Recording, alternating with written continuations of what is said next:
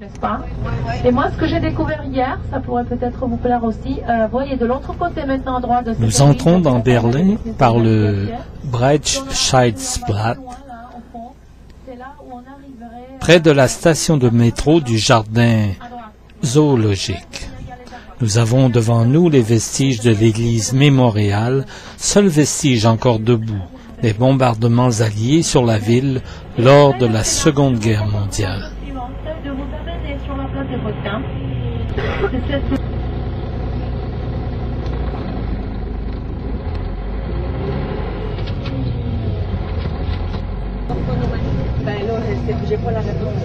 Elle a toujours de bonnes questions, cette jeune fille. Nous longeons ensuite le Landswehr-Canal jusqu'au Checkpoint Charlie, le lieu de passage entre l'Est et l'Ouest durant la guerre froide. Nous ici dans le secteur américain, vous voyez, hein? Et de l'autre côté, nous descendons du car, tout près de là, pour se recueillir en face d'un vestige du fameux mur de Berlin, érigé en 1961 et démoli avec la fin de la guerre froide en 1989. C'est un Russe qui regarde le secteur américain. Ça devrait rappeler comme la réconciliation.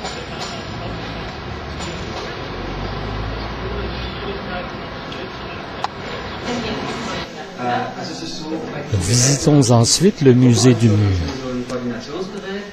Il relate avec force détail l'épopée de celui-ci, dont l'ingéniosité déployée pour le franchir d'est en ouest.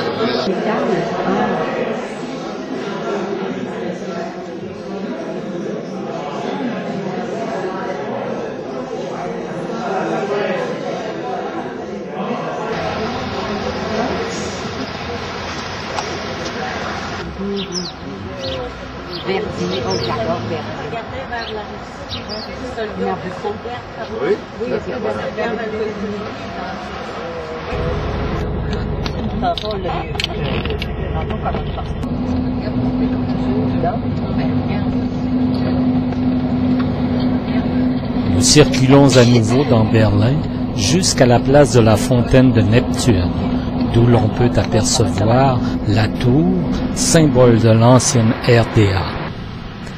En face du jardin de Neptune, les monuments aux héros de l'ancien empire soviétique.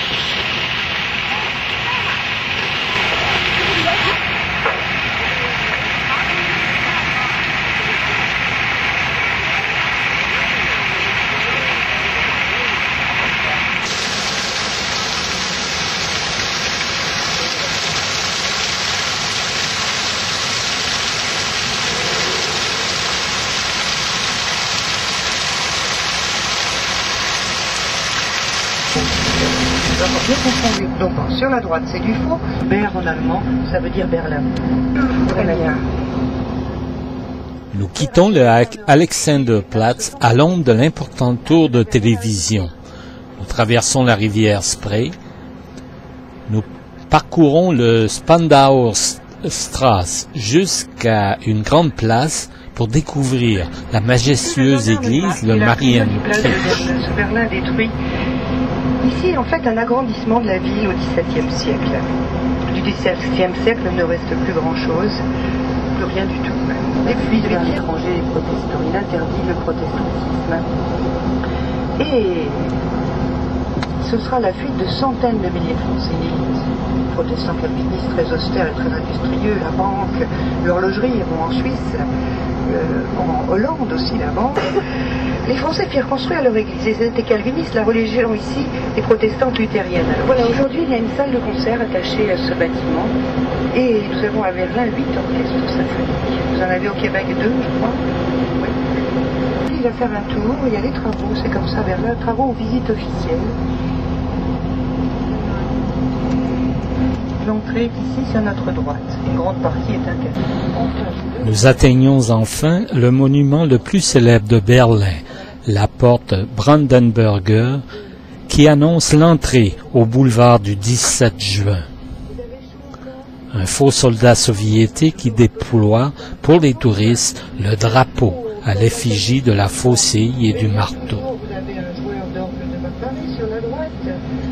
On a en général des manifestations, on en a en moyenne une par jour aussi. Hier, c'était très grand contre la guerre. On va dire à Andrea de sortir son drapeau. Oui, c'est vrai. Ah ben oui, c'est vrai. Va lui dire. Va lui dire.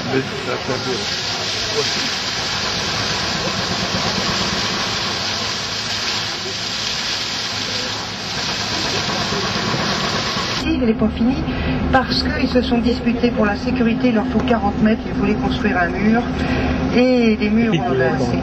À Ottawa, ils se sont disputés aussi à cause de la sécurité. Partout, et ici, c'était spectaculaire. Notre ancien maire leur avait dit de construire un McDonald's et d'aller s'installer ailleurs, ce qui n'était pas au niveau d'importance de Berlin pour les États-Unis. Mais là, c'était l'Est. C'était là-bas.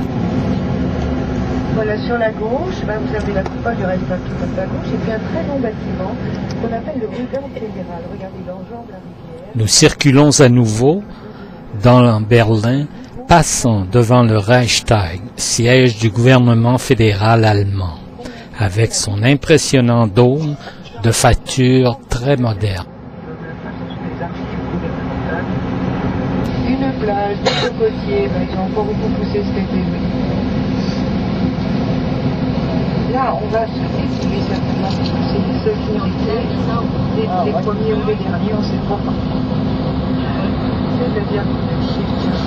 Nous longeons ensuite la rivière Spree jusqu'à la nouvelle gare moderne, au moment où se profile un train construit par Bombardier.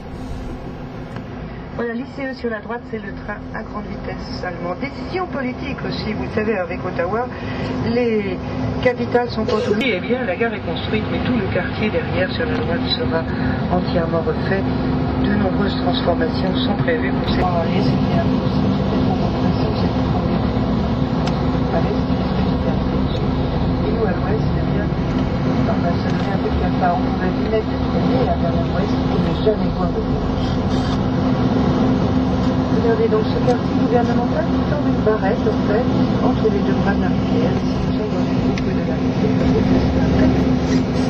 Et on a une très belle vue sur le Rhin. Nous circulons dans ce nouveau quartier abritant de nombreux bâtiments gouvernementaux, en longeant ou traversant la rivière Spree pour se retrouver devant le Reichstag, assiégé de nombreux visiteurs anxieux de monter jusqu'au dôme.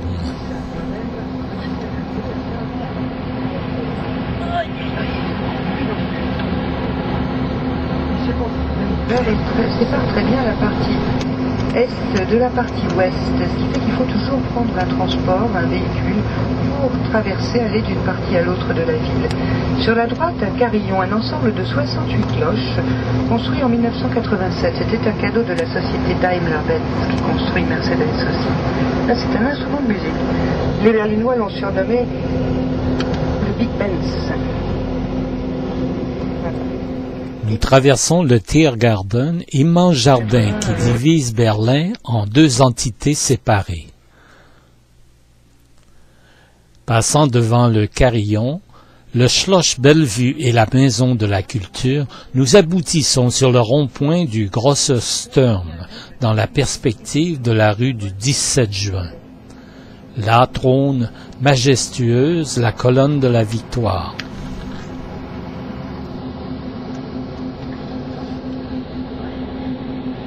Cette colonne était située à un autre endroit, en face du Reichstag. Elle symbolisait l'unification de l'Allemagne et les guerres l'ayant précédée. L'histoire de l'Allemagne est très courte. Il y aura jusqu'à 600 hectares d'indépendance entièrement mentionnés, prennent de l'importance. Bismarck et Guillaume vont lancer des guerres contre le Danemark pour annexer le nord de l'Allemagne, peut-être contre l'Autriche et surtout contre la France en 1870-1871. L'Empire est proclamé dans la Galerie des Glaces du château de Versailles pour mieux montrer la revanche sur les Français. Et à partir de ce moment-là, on peut parler d'un slogan de Berlin après notre... j'ai pas le choix. Homosexuel qui s'appelle la Siegessäule, la colonne de la Victoire. Ils voulaient raser la ville, et ne serait même plus appelée Berlin, mais Germania, capitale d'un Reich de Milan, et avec conçu d'énormes projets. En fait, très peu ont été construits, mais cette grande avenue était finie pour les Jeux Olympiques d'hiver. Voilà toujours le théâtre, qui est un parc magnifique. C'est pas encore très bon. Aujourd'hui, on n'était pas prévenus, c'est en semaine, parce que sur la ligne, je viens de bronzer les messieurs, justement, et pas toujours à